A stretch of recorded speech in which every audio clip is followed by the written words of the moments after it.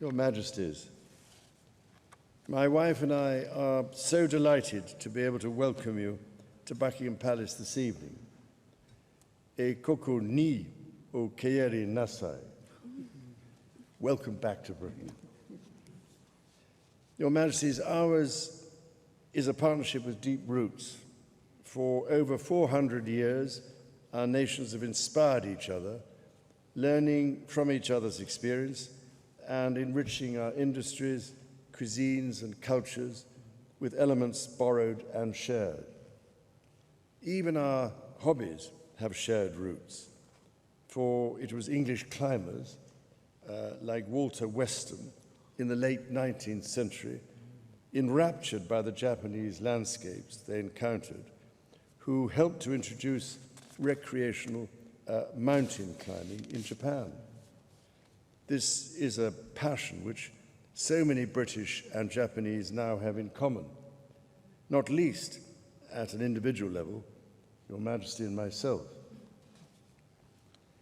At the core of our partnership is a close friendship, one based on a mutual understanding of the importance of international rules and global institutions, forged from the lessons of history, including its darkest years. Today, as we face a world in which these principles are ever more challenged, our shared values of freedom, democracy, and the rule of law are more important than ever. Our partnership is also one that continues to grow and flourish, to put out new shoots and branches. We share a bond which sets us apart from so many others, being both island nations whose advancement has relied particularly on our ability to adapt and to create new solutions for society through the power of collaboration and innovation. Indeed, I believe that our people also share an understanding of how tradition and innovation can work together to strengthen each other and the future we work towards. I saw something of this on my first visit to Japan in 1970, when I toured the first Japanese World Expo in Osaka. As a 21-year-old, the innovations I saw left me with a lasting impression of the power of blending the traditions of Eastern and Western civilizations, together with progress in science and technology for the benefit of all. My 4 further visits to Japan since then, and my engagements with your people and companies over the years, lead me to believe that the impressive links forged between our economies and our businesses have built on those same ideals. Over the last 50 years, Japanese investors have made an enormous contribution to the economy of the United Kingdom. Our country has provided a home where I am proud to say these businesses have thrived, while growing numbers of British businesses have been welcomed into Japan. Our talented scientists are also working together on research and technology to help address some of the most pressing challenges that face our planet. The seriousness and urgency of the climate and nature crises we face cannot be overstated. Our generation owes it to those who follow to face it with vigor, determination, and creativity. Against the history of deep traditional respect for nature in both of our cultures, the private sector has a key role to play. This is why I'm so pleased that both British and Japanese companies are at the forefront of creating practical, bankable initiatives, and British and Japanese researchers who are working on understanding and protecting the Earth continue to be honored through the Blue Planet Prize and the Japan Prize. In addition, I know that our two countries are collaborating ever more closely to provide for our shared security. Our armed forces are exercising and sharing expertise at great levels, as befits two powers with an enduring commitment to global peace and security. From energy and the environment to supply chains and semiconductors, from cybersecurity and sustainable food supplies to defense industrial collaboration, our governments are working together to provide a stable world for future generations. Supporting all these shared endeavors are the enduring ties between our people that transcend geography. And that does not just mean how much we enjoy tea and talking about the weather. Your Majesties, I had the enormous privilege of addressing the Diet nearly 40 years ago. During that address, I expressed my deep hope that our countries would exchange more of our cultures and, by doing so, enrich our creativity. I cannot tell you how encouraged I have been to see the remarkable array of cultural exchange and co-production between our countries grow ever stronger. Just today, 130 members of the Royal Opera House were on stage in Japan at the Kanagawa Kenmin Hall, led by Sir Antonio Pappano. And as Studio Ghibli's anime continue to delight audiences worldwide, with Hayao Miyazaki's wonderful The Boy and the Heron scooping an Oscar earlier this year, the House is full at the London Coliseum this evening for a stage production of Spirited Away. Equally, it has been a pleasure to learn of the British stories behind certain Japanese cultural icons. Perhaps you would allow me to note one particular individual who turns 50 this year. Raised in a London suburb with her twin sister, a self-made entrepreneur worth billions of dollars, and a UNICEF Children's Ambassador on top of all that. So I can only wish a very happy birthday to Hello Kitty. Ever greater numbers of our young people are living, working, and studying in world-class institutions in each other's countries. We are honored that so many members of the imperial family, including your Majesties, have chosen to study at British universities.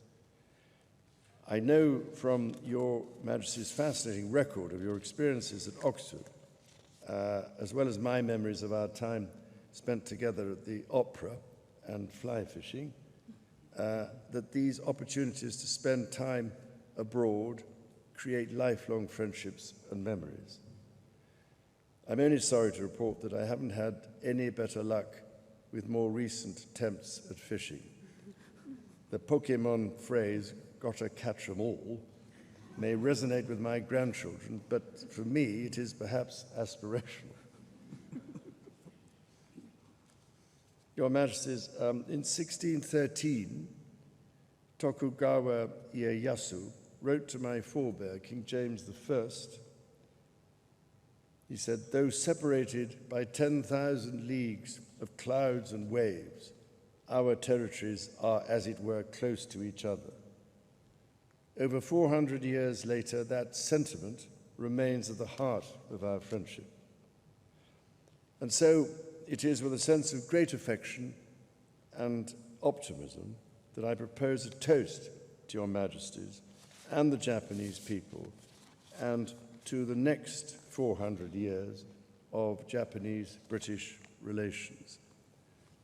Kanpai.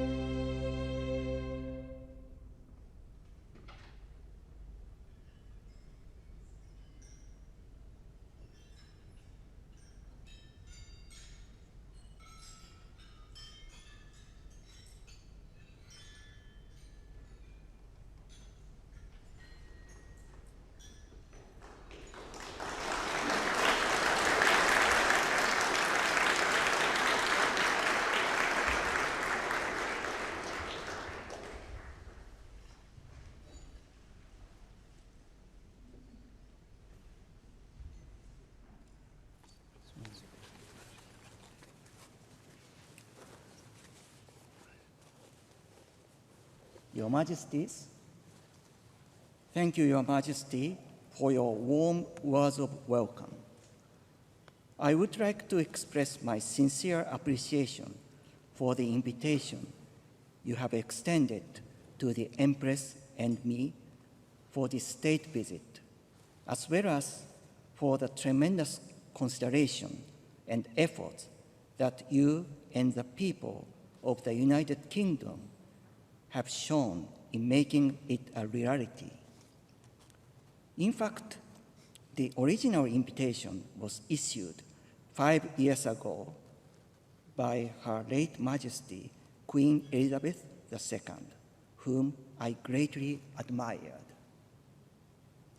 Unfortunately, however, the visit had to be postponed due to the impact of COVID-19. It is truly our utmost pleasure that it is finally taking place now. Your Majesty has just referred to our two countries' long-standing ties. We also very much appreciate Your Majesty's kindness this afternoon in showing us items from the royal collection related to Japan. We now have an even stronger sense of the deep significance of the exchange between Japan and the United Kingdom forged over so many years. I am personally pleased and also grateful to have played a part in the between the two countries, having studied in the United Kingdom, during which time I interact with many people and in particular was privileged to enjoy the very warm company of members of the royal family. There was previously the third period, during which the friendly relationship between our two countries suffered, and hence I am struck by profound feelings as I extend my thoughts to what was in the minds of my grandfather, the Emperor Showa, and subsequently my father, the Emperor Emeritus, as they set foot in this country after times of great difficulty as emperors of Japan at the invitation of Her late Majesty. The Empress and I would like to express our deep respect and gratitude to those people who have dedicated immeasurable efforts to the friendship between our two countries, extending firmly into the future. At the state banquet in 1971, my grandfather voiced his heartfelt wish for the people of both Japan and the United Kingdom in various walks of life to interact even more closely and frequently and to talk to each other with open hearts. It was also my father's sincere hope that our two peoples would continue to strive for true mutual understanding and to join hands in the cause of world peace and prosperity, as was expressed on the occasion of the subsequent state banquet in 1998. Today, our society is increasingly diverse and complex, facing various global challenges. It is necessary to address these critical issues by further amassing wisdom from around the world. Against this backdrop, I am extremely pleased that, in line with the fruitful dialogue between the people of our two countries conducted over the years, with an open heart and with the quest for true mutual understanding, we have seen and will continue to see a myriad of areas whereby Japan and the UK lead the world in collaboration and cooperation.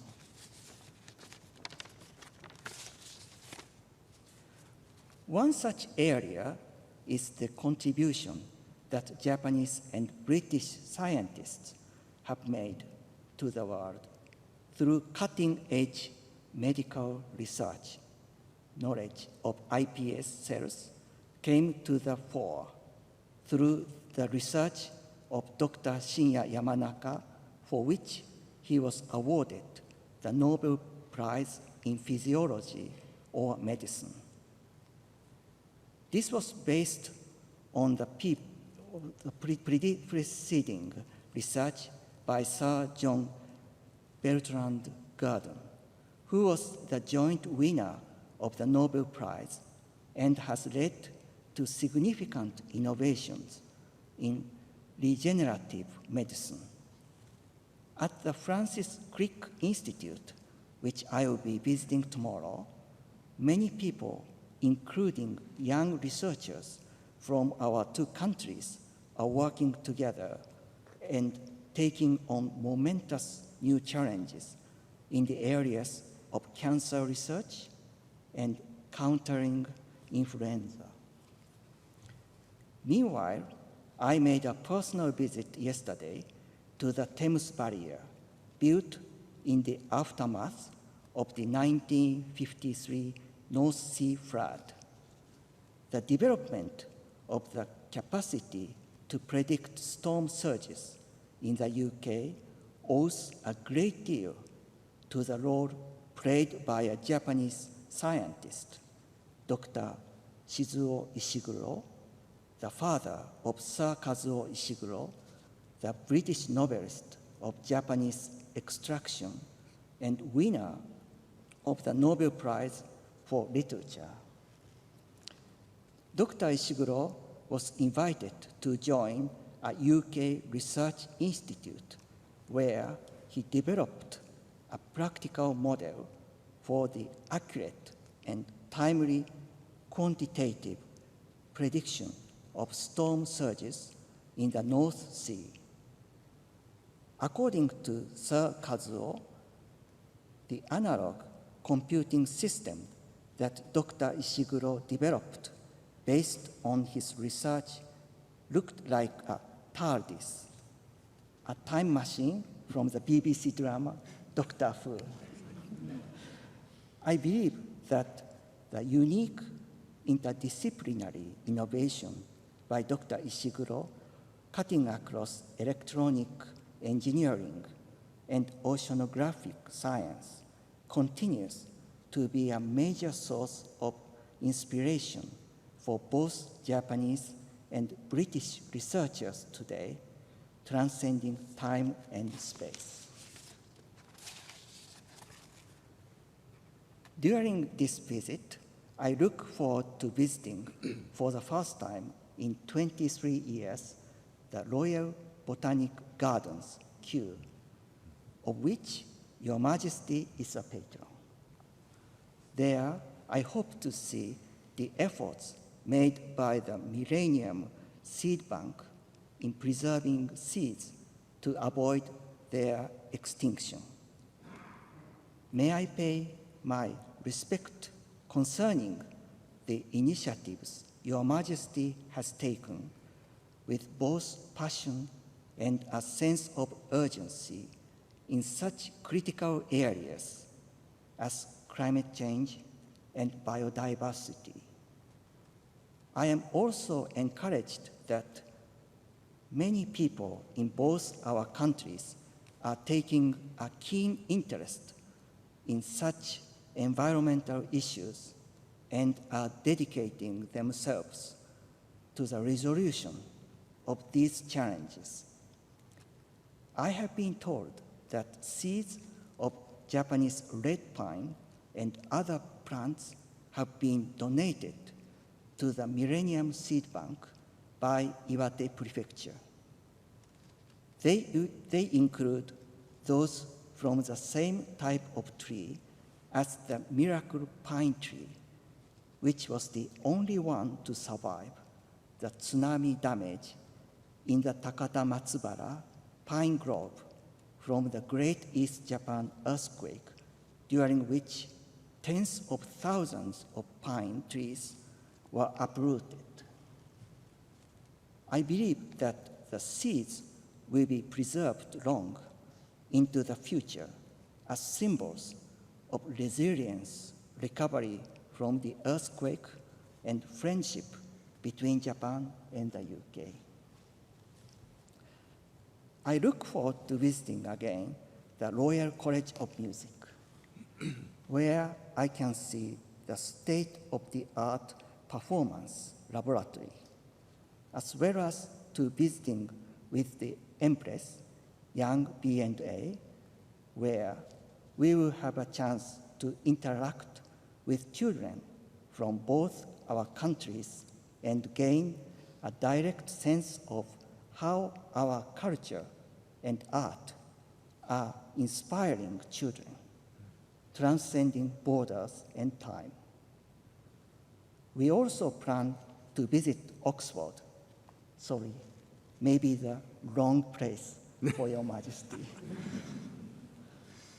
Where the Empress and I both experienced the life and culture of this country as students, and hope to make our humble contribution to promoting bilateral cooperation in the areas of academia, research, and education, as well as exchanges between our younger generations.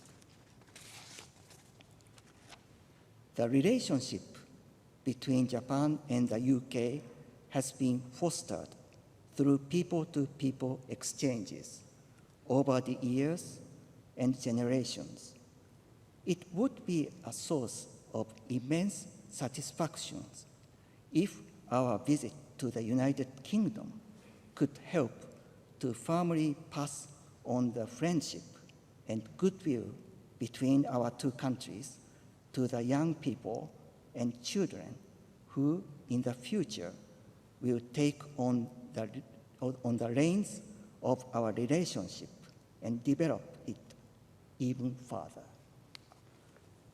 Today, as Your Majesty also mentioned, the multi-layered collaboration and exchange between our two countries is accelerating in various areas, including politics and diplomacy, the economy, culture, and the arts, science and technology, as well as education.